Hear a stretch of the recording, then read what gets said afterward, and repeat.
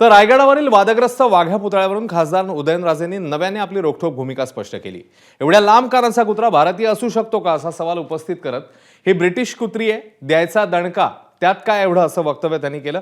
दरम्यान उदयनराजेंनी अरबी समुद्रातील रखडलेल्या छत्रपती शिवाजी महाराजांच्या स्मारकावरही मत मांडले। जर अरबी समुद्रात स्मारक होणं शक्य नसेल तर मग राज्यपाल भवनात स्मारक करा अशी मागणी त्यांनी केलेली आहे। मला एक समजत नाही, रायगड म्हणलं की तुम्हाला वाघ्यात म्हणजे कुत्राची प्रतिमा येते का शिवाजी महाराजांची प्रतिमा येते? ब्रिटिशांनी त्यांच्या विरोधात ऍक्शन घेऊ नये म्हणून त्यांच्या समाधी करता देण्यात आले होते महाराजांचे। हे सगळे ब्रिटिशरचे कुत्री होते ना, आजी आली हीच कुत्री ब्रिटिशर सगळी। हा फेकून टाका, कशाला त्याचे कौतुक जास्त आहे। आता उद्या काय द्याचं दणकाने टाकून द्यायचं, एवढं काय किती विचार करायचा। गव्हर्नर हाऊसची जी जागा आहे ती जवळपास 48 एकर आहे आणि ती त्या जागेत व्हावं।